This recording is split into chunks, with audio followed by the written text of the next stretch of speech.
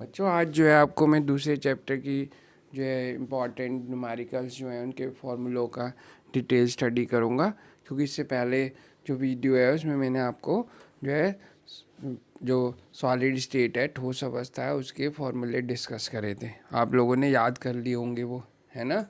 सब बच्चों ने याद कर लिए। आज जो है विलियन का बता रहे हैं। ठीक है बच्चों, विलियन विलियन यानी सॉल्यूशन को बोलते हैं। सॉल्यूशन क्या होता है? विलेय और विलायक का समांगी मिश्रण होता है। ठीक है, विलेय रहता है इसमें और साथ में होता है विलायक।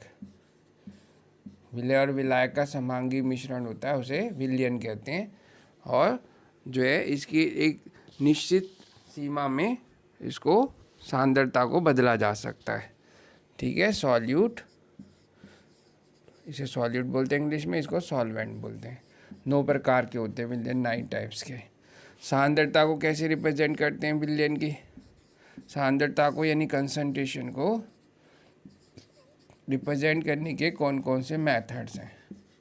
एक तो सबसे पहला मेथड तो यही है, मास परसेंटेज, द्रव्यमान प्रतिशत।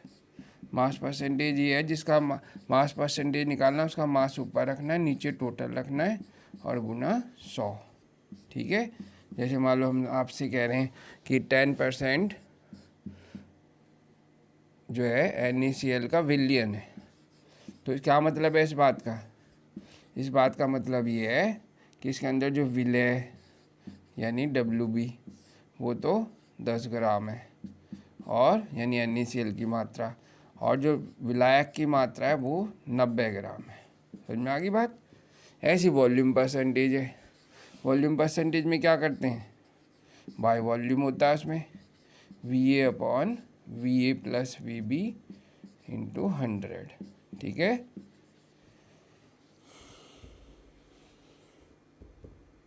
अब जो है दूसरे नंबर पे बता रहे हैं जो है ppm क्या होता है, पार्ट्स पर मिलियन।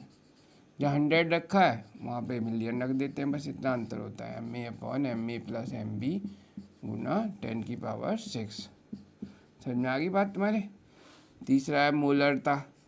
मोलरता यानी मोलैरिटी, कैपिटल M से प्रदर्शित करते हैं 1 लीटर विलियन में उपस्थित विलेय के मोलों की संख्या को। Number of moles of solute dissolve पर लीटर ऑफ सॉल्यूशन। NB क्या है? विलेय के मोलों की संख्या। ठीक है, और कैसे निकालते हैं? WB/MB से। ठीक है, V विलियन का आयतन हो गया। अगर मिलीलीटर में दिया हुआ आयतन फिर WB/MB इंटू वॉल्यूम, अगर मिलीलीटर में दिया हो तो गुना 1000 रख देंगे ऊपर। ठीक है, ये मोलरता का हो गया। और भी सूत्र हैं मोलरता के। दूसरा क्या है? ये द्रव्यमान प्रतिशत दिया हो और विलियन का घनत्व दिया हो, तो उस टाइम पे क्या सूत्र लगाते हैं? P/D/10/MB। जहाँ पे P क्या है, ये ध्यान रखो न्यूमेरिकल में कोई टर्म क्या है। अगर तुम्हें टर्म के बारे में पता है तो न्यूमेरिकल कर सकते हो। ये मास परसेंटेज को बताता है, P तो द्रव्यमान प्रतिशत को, और D विलियन का घनत्व हो जाएगा, डेंसिटी, विलियन का घनत्व। ठीक है, ये हो जाएगा density of the unit cell, नहीं डेंसिटी ऑफ द सॉल्यूशन। ठीक है, ये हो गया। और MB आणविक द्रव्यमान है ये। और तीसरा सूत्र क्या है? M1V1 बराबर M2V2। M1 1 विलियन की मोलरता, V1 उसका वॉल्यूम, M2 मोलरता में परिवर्तन, V2 आयतन में परिवर्तन। और मोलरता जो है ताप पे निर्भर करती है, क्योंकि इसमें आयतन होता है और ताप बढ़ाने पर आयतन जो है बढ़ जाता है, इसलिए मोलरता घट जाती है। ठीक है, उसके बाद चौथे नंबर पे आती है मोललता यानी मोलैलिटी। ठीक है, मोलैलिटी कैसे निकालते हैं? मोलैलिटी होती है 1000 ग्राम विलायक में या 1 किलोग्राम विलायक में उपस्थित विलेय के मोलों की संख्या को। ठीक है, ये होगी मोललता।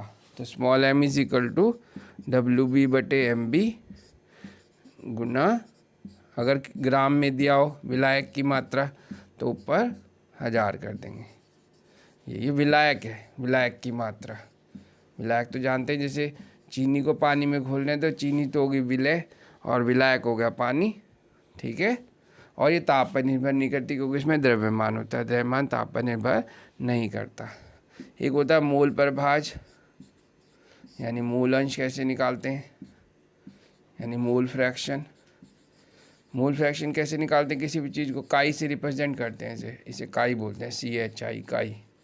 तो मोल फ्रैक्शन निकालने हो तो जैसे ए और बी दो घटक हैं उसके अंदर, विलय और विलायक के, तो ए के मोल फ्रैक्शन निकालने हैं तो ए के मोल ऊपर रखने हैं, नीचे टोटल रखने हैं, ठीक है। और टोटल अगर बी के निकालने हो तो टोटल मोल फ्रैक्शन जो है 1 के बराबर होता है, ठीक है। तो अगर काई भी निकालना हो तो दोबारा सॉल्व करने की जरूरत नहीं, एक में से घटा लो उसे, ये होता है तरीका। आगे समझ में तुम्हारे। उसके बाद जो नेक्स्ट टॉपिक है इसमें न्यूमेरिकल का, वो है हेनरी का नियम, हेनरी लॉ। क्या होता है हेनरी लॉ में, हेनरी लॉ क्या कहता है, कोई गैस पानी में कितना घुलेगी वो डिपेंड करेगा उसका पार्शियल प्रेशर कितना है। जितना ज़्यादा गैस का प्रेशर रहेगा उतनी ज़्यादा गैस पानी में घुलेगी। या दूसरे तरह से भी बता सकते हैं, अगर हम विलेयता को जो है मोल अंश के रूप में लें तो P प्रोपोर्शनल टू काई हो जाएगा, यानी अब वो जितना प्रेशर लगाते हैं उतनी गैस के मोल पानी में घुलते हैं, वो मोल अंश घुलते हैं। तो P equal to KHX, KH को बोलते हैं हेनरी नियतांक, ठीक है। ये कहलाता है हेनरी कांस्टेंट। और P जो है गैस का आंशिक दाब हो जाएगा, आंशिक दाब और P गैस के मोल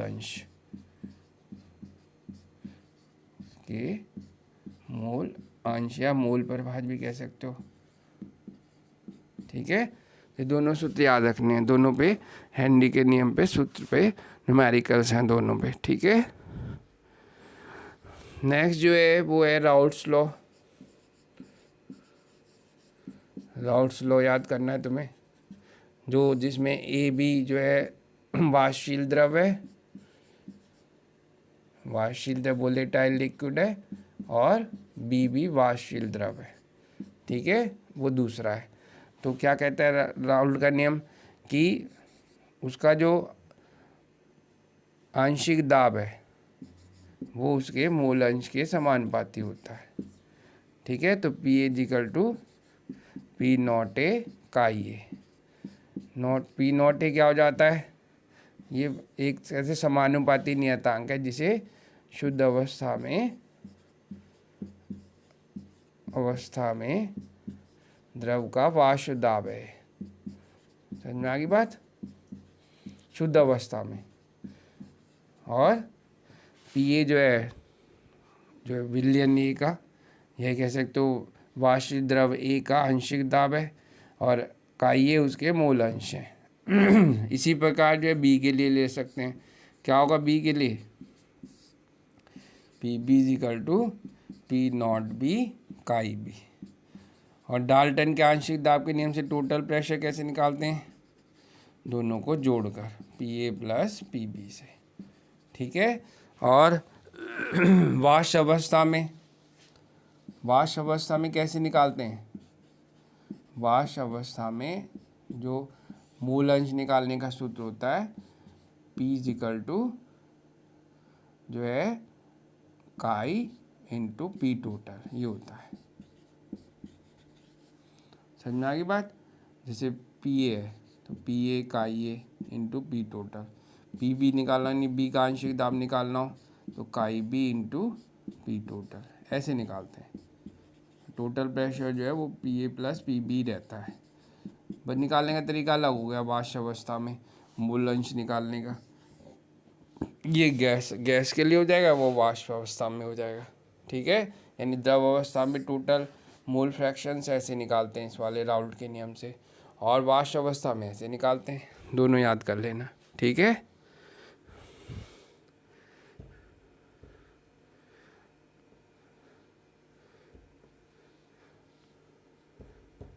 अब जो बता रहे हैं वो समझा रहे हैं नेक्स्ट, अणुसंख्यक गुणधर्म।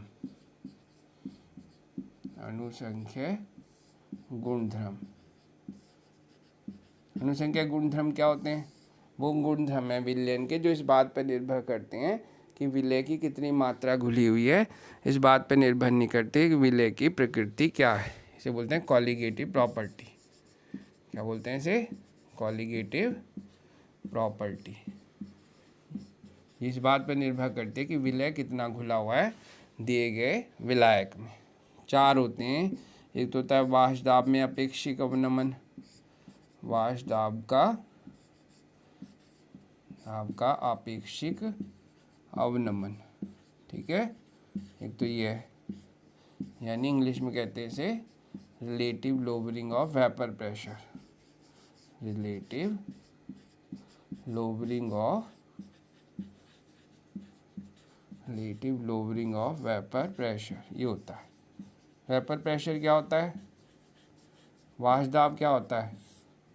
वेपर प्रेशर होता है कि जो बंद पात्र है उसमें द्रव का जो साम्यावस्था पर, द्रव की वाष्प का जो दाब साम्यावस्था पर द्रव की पृष्ठ पे पड़ता है वो कहलाता है उसका वाष्प दाब। समझ में आ गया? द्रव की वाष्प का साम्यावस्था पर जो द्रव की सतह पर दाब पड़ता है उसे क्या कहते हैं? उसका क्या कहते हैं? वाष्प दाब। क्या सूत्र है इसका? P0 minus PS upon P0 बराबर KV, ठीक है। P0 क्या है? शुद्ध अवस्था में वाष्प दाब, और PS विलयन का वाष्प दाब, और P0 माइनस PS क्या है? वाष्प दाब में कमी, और P0 minus PS upon P0 क्या है? वाष्प दाब का अपेक्षिक अवनमन। तो क्या परिभाषा हुई वाष्प दाब के अपेक्षिक अवनमन की? वाष्प दाब में कमी तथा शुद्ध अवस्था में वाष्प दाब के अनुपात को वाष्प दाब का अपेक्षिक अवनमन कहते हैं, जो किसके बराबर होता है? विलय के मूल अंश के बराबर होता है। ये सूत्र याद करना है। फिर कहीं पर एक्सपेंड करने के लिए आ जाए तो chi B equal to NB upon NA plus NB, ठीक है। अगर अति तनु विलयन है, तो यानी NB का मान बहुत कम है, जैसे मान लो लेस देन 10⁻³ है, तो इसे छोड़ सकते हो, नीचे से छोड़ना है, ठीक है। क्यों? क्योंकि इसके जुड़ने का कोई प्रभाव नहीं पड़ेगा। लेकिन अगर 10⁻³ से जो है कम है फिर ले सकते हो।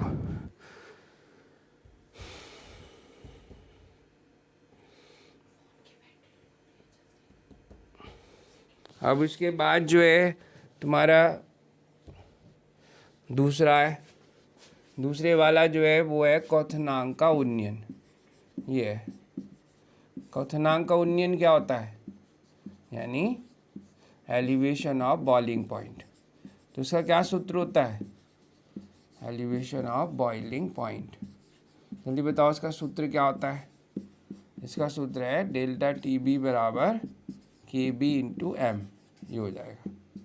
डेल्टा TB कैसे निकालते हैं?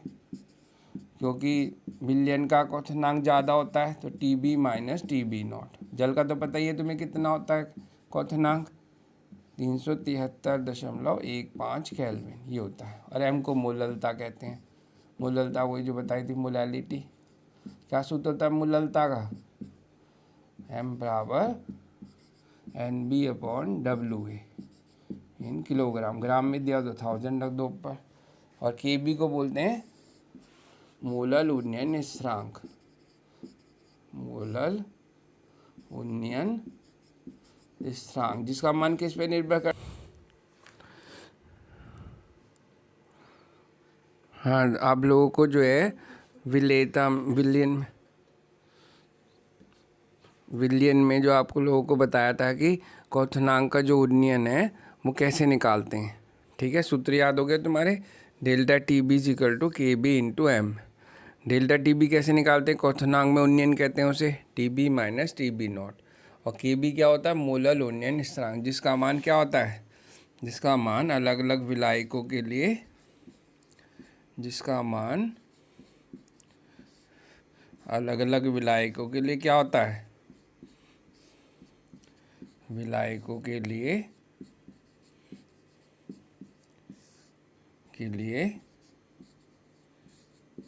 अलग अलग होता है। समझ में आ गई बात। जैसे जल के लिए कितना होता है इसका मान, वाटर के लिए केबी का मान जो है वो होता है 0.52 केल्विन किलोग्राम पर मोल, ये होती है वैल्यू उसकी।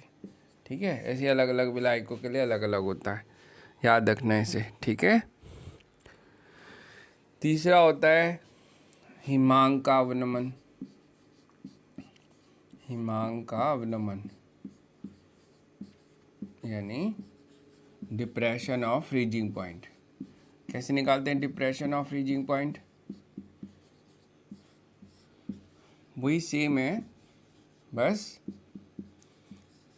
जो आप लोग वो लिखते थे, क्या नाम है, बी लिखते थे, वहाँ एफ लिखना है। तो delta T F is equal to के एफ इंटू एम, ये होता है। डेल्टा टी एफ को क्या कहते हैं, हिमांक का अवनमन। तो डेल्टा टी एफ बराबर, अब क्योंकि जैसे जैसे विलय मिलाते हैं, वाष्यशील विलय मिलाते हैं, तो हिमांक में हमेशा कमी होती है। तो डेल्टा टी यानी कहने का मतलब है कि विलायक का हिमांक ज़्यादा आएगा और विलयन का आएगा कम। और के एफ को बोलते हैं मूलल अवनमन स्थिरांक। इसका मान भी वही जो है अलग अलग विलायकों के लिए अलग अलग होता है। मूलल अवनमन स्थिरांक, मूलर डिप्रेशन कांस्टेंट। एम को वही मूललता कहते हैं, मोलैलिटी, वही सेम सूत्र है मूललता का। तो क्या सूत्र है मूललता का, NB/WA इन किलोग्राम। ठीक है, और वाटर का कितना होता है हिमांक, वाटर के लिए 0 डिग्री सेल्सियस होता है ना, 273.15 केल्विन, ये होता है। ठीक है, तो वही है सेम, बस ये ध्यान रखना है जब अवाष्यशील विलय मिलाते हैं तो क्वथनांक में तो उन्नयन होता है और वाष्प दाब में कमी होती है और हिमांक में अवनमन होता है। ठीक है, ध्यान रखना है। उसके बाद जो चौथा अणुसंख्यक गुणधर्म है वो क्या है, प्रासरण दाब। प्रासरण दाब, ऑस्मोटिक प्रेशर। क्या सूत्र होता है इसका, ऑस्मोटिक प्रेशर का। ऑस्मोटिक प्रेशर क्या होता है, इतना लगाओ विलयन पे दाब कि वो प्रासरण क्रिया रुक जाए। यानी प्रासरण क्रिया क्या होती है, जिसमें विलायक का प्रभाव होता है कम सांद्रता वाले विलयन से अधिक सांद्रता वाले विलयन की ओर अर्धपारगम्य झिल्ली द्वारा। अर्धपारगम्य झिल्ली क्या होती है, वो झिल्ली जो विलायक को जाने देती है और विलय को रोक लेती है, जैसे कॉपर फेरोसाइनाइड की झिल्ली और क्या नाम है अंडे की झिल्ली। ठीक है, तो इसका सूत्र है पाई वी इक्वल टू NST। ठीक है, पाई क्या कहलाता है, प्रासरण दाब यानी विलयन का ऑस्मोटिक प्रेशर, और वी विलयन का आयतन, विलयन का आयतन जो किस में होना चाहिए, लीटर में, और एन विलय के मूलों की संख्या WB/MB, और एस विलयन स्थिरांक, जिसका मान कितना होता है विलयन स्थिरांक का, विलयन स्थिरांक का मान जो है 0.0821 लीटर एटमॉस्फेयर वायुमंडल को बोलते हैं पर केल्विन पर मोल, ये होता है। और या फिर बार में भी लिख सकते हो, 0.831 लीटर बार पर केल्विन पर मोल, ये होता है। ठीक है, ऐसे निकालते हैं। और टी जो है टेम्परेचर है, ताप है जो केल्विन में होता है। तो यानी ताप बढ़ाने से प्रासरण दाब पे क्या प्रभाव पड़ता है, ताप बढ़ाने से प्रासरण दाब बढ़ जाता है। प्रासरण दाब एक अणुसंख्यक गुणधर्म है क्योंकि ये विलय के मूलों की संख्या पर निर्भर करता है, इसलिए ये अणुसंख्यक गुणधर्म है। और जो बायोमॉलिक्यूल्स होते हैं, जैव अणु होते हैं, उनका आणविक द्रव्यमान ज्ञात करने के लिए प्रासरण दाब वाली विधि को सबसे अच्छा मानते हैं। क्यों? क्योंकि प्रासरण विधि द्वारा जो दाब निकलता है, प्रासरण दाब द्वारा जो आणविक द्रव्यमान ज्ञात होता है, तुम्हें पता है ना, चारों अणु संख्या गुणधर्म किसके लिए है? विलय का आणविक द्रव्यमान ज्ञात करने के लिए। यानी ये एक्सपेरिमेंटल मेथड है चारों। अगर तुमसे पूछा जाए कि जो चारों अणु संख्या गुणधर्म है ये किस लिए हैं, इनका क्या अनुप्रयोग है, तो इनका अनुप्रयोग यही है, जो जैसे हम मान लो ग्लूकोज है CH12O6, तो इसका आणविक द्रव्यमान कैसे निकाल रहे हैं? एक तो इनके परमाणु भार जोड़ के निकालते हैं 180 ग्राम पर मोल, और एक निकालते हैं प्रयोग द्वारा। तो जो प्रयोग द्वारा निकालते हैं वो हैं चारों अणु संख्या गुणधर्म। कौन कौन से? डेल्टा टी बी, वो सूत्र सारे याद कर लो, delta t b equal to k b into m, और delta T f equal to के एफ इंटू एम, और pi b equal to n s t तो लिख ही रहा है, और p not minus p s upon p not बराबर काई बी। ये सारे सूत्र याद कर लो अच्छे से। कोई न्यूमेरिकल समझ में नहीं आता पूछ लो, लेकिन तैयारी ज़बरदस्त होनी चाहिए। ये चारों सूत्र में अच्छे से रट लेने हैं। समझ में आ गई बात? अब वो एक बार एक और बता देते हैं लास्ट चीज़ इसमें। लास्ट चीज़ है इसमें कि समपराश्रयी विलयन क्या होता है? Isotonic solution. कौन सा होता है आइसोटोनिक सॉल्यूशन? दो सॉल्यूशन ए और बी हैं, तो इनके अगर टेम्परेचर स्थिर रखें, स्थिर ताप पर, अगर इनके प्रासरण दाब बराबर हो जाए तो उनकी सांद्रता भी बराबर आती है, N1/V1 बराबर N2/V2, तो उसे समपराश्रयी विलयन कहते हैं। ठीक है, कैसे कहते हैं? जैसे 0.1 m ग्लूकोज और 0.1 m सुक्रोज। समझ में आ गई बात? याद रखो कि तुम अगर न्यूमेरिकल बहुत बढ़िया करना है तो NCERT से न्यूमेरिकल्स करो, सूत्र याद करो चारों अणु संख्या गुणधर्म के, मूलरता, मूललता, मूलंश, हेनरी का नियम, राउल्ट का नियम, सब तैयार करो अच्छे से। ठीक है, एक हाइपरटॉनिक भी होता है, एक हाइपर होता है हाइपरटॉनिक, एक होता है हाइपोटॉनिक। तो हाइपो में और हाइपर में क्या डिफरेंस होता है? हाइपर में प्रासरण दाब 1 विलयन का उससे ज़्यादा आता है और इसमें कम रह जाता है। कई बार क्वेश्चन आ जाता है जैसे 0.9% NaCl का सॉल्यूशन ले रहे हैं, यानी लेस देन 0.9% का सॉल्यूशन है, तो उसमें ब्लड सेल्स पूछ रहे हैं क्या इफेक्ट पड़ेगा ब्लड सेल्स का। तो ब्लड सेल जो है इसमें श्रिंक हो जाएंगी, सिकुड़ जाएंगी इसमें। अगर 0.9% से कम है या 0.9% से ज़्यादा है, अगर लेस देन है तो स्वेल अप हो जाएंगी, याद रखना, फूल जाएंगी। क्या हो जाएंगी? Swell up. और अगर 0.9% से ज़्यादा है, मोर देन 0.9% है NaCl का सॉल्यूशन, तो सिकुड़ जाएंगी।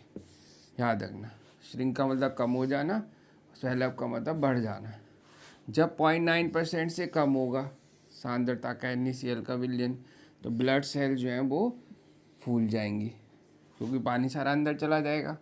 और अगर जो है 0.9% से ज़्यादा का है तो वो पानी निकल जाएगा उसमें से, ब्लड सेल्स में से, और वो सिकुड़ जाएंगी, कम हो जाएंगी। ठीक है बच्चों, आज तुम्हें विलयन के मैंने बहुत चीज़ें बताई, उन्हें याद करो अच्छे से। इसमें जो है आइडियल नॉन आइडियल सॉल्यूशन भी तैयार करो, उसका ग्राफ तैयार करो अच्छे से, एग्जाम्पल तैयार करो, कंडीशंस तैयार करो उसकी, सब NCERT से तैयार करना है। ठीक है बेटा, अब अगली वीडियो में जो है हम आपको जो है वैद्युत रसायन यानी इलेक्ट्रोकेमिस्ट्री के फॉर्मूलों के बारे में बताएंगे। वीडियो देखते रहो और NCERT से तैयारी करते रहो। हर बच्चों के मेरा ये टारगेट है कि मेरे बताए हुए और पढ़ाए हुए बच्चे 100% मार्क्स गेन करें। ठीक है, सारा NCERT से पढ़ोगे तो 100% मार्क्स श्योर हैं। ओके बेटा।